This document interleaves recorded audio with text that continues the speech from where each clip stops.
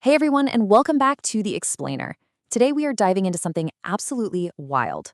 We're going to break down a truly chaotic, deeply personal, and honestly mind-bending multiverse script called Finsta.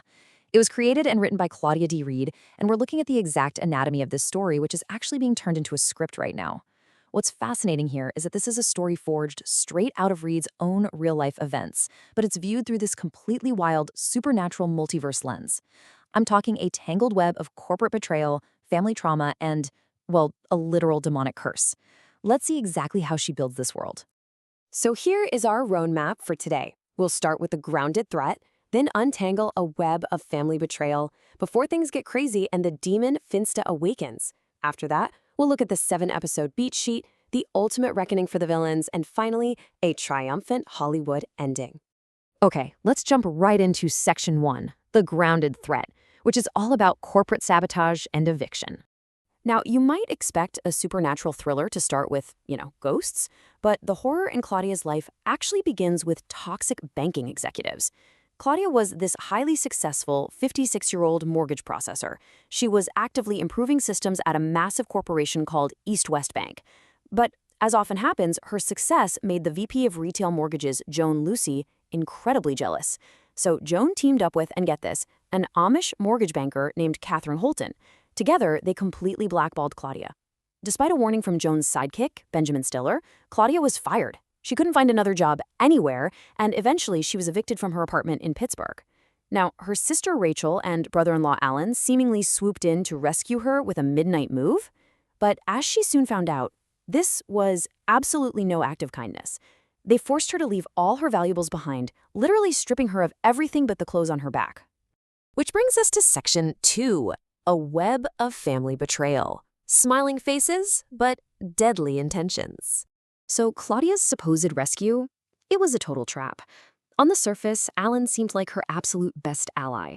He was a struggling construction worker and chef, and he brought Claudia homemade food every single week.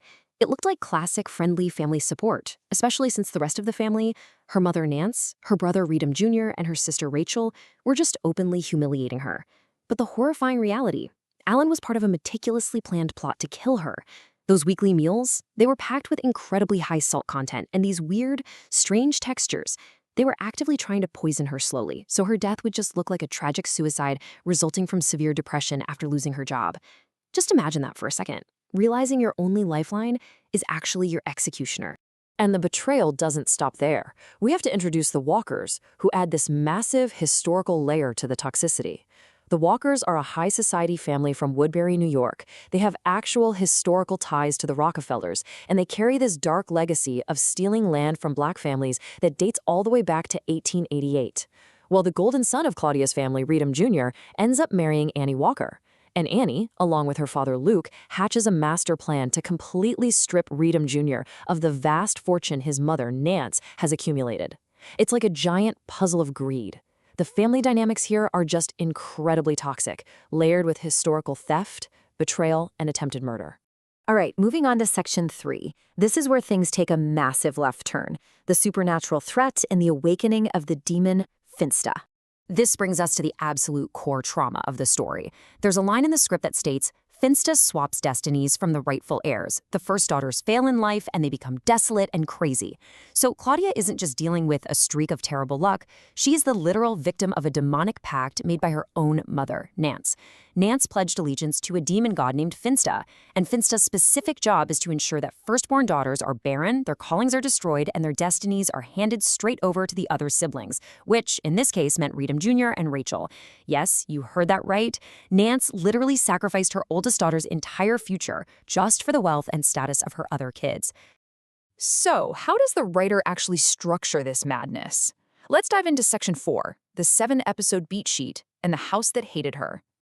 When Claudia is forced back to her childhood home in Queens Village, she finds herself trapped in a building that is actively hostile toward her. The phenomena escalate so quickly. We're talking unexplained cold spots, creepy shadows manifesting out of nowhere, the chilling discovery of a mysterious symbol carved right under her old childhood bed. The house itself repeatedly whispers the words, "first daughter." And as all this dark, supernatural energy rises, her brother Reid Jr. starts spiraling into a really aggressive, violent paranoia. In the way Claudia D. Reid maps this out across the episodes is brilliant. It's a literal timeline of escalating horror. In episode 1, the dormant curse triggers, and Finsta whispers Claudia's name for the first time in 20 years. By episode 4, Claudia uncovers the horrific truth about her mother's sacrifice, and Finsta physically manifests as a shadow. In episode 5, Alan finally confesses to the poisoning plot, and the house starts shaking violently as the demon fully wakes up.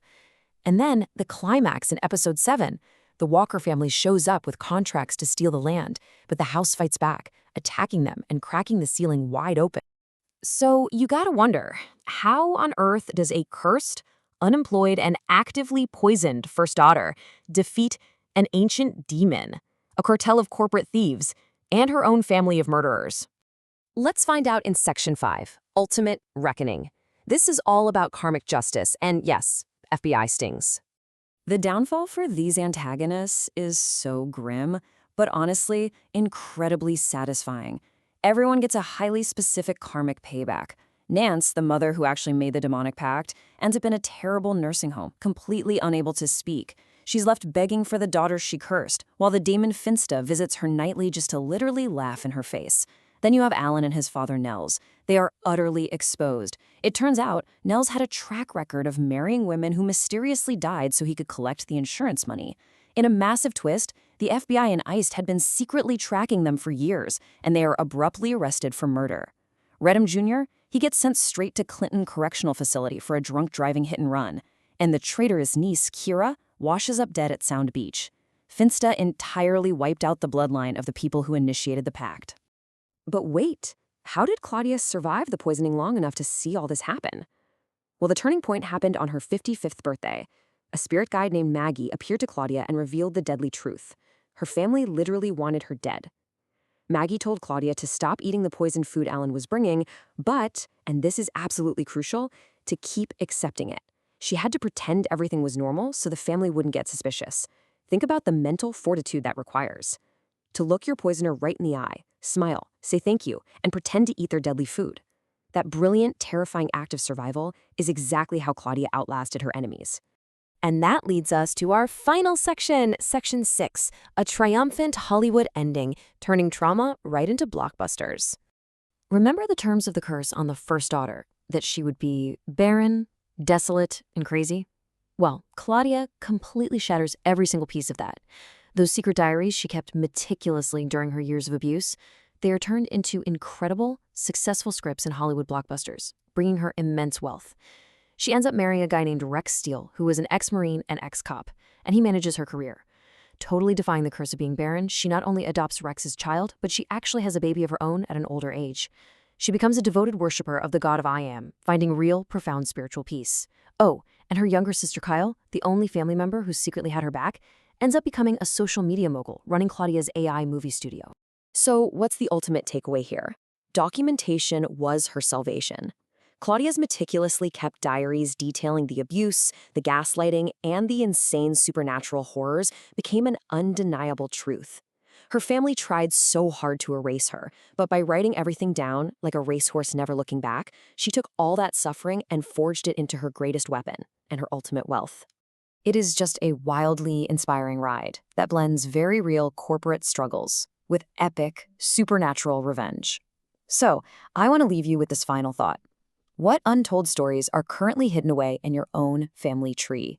And if you sat down and wrote them out, could they be the next Hollywood blockbuster? Thank you so much for joining me on this explainer today. Keep writing your truth, and I'll see you all next time.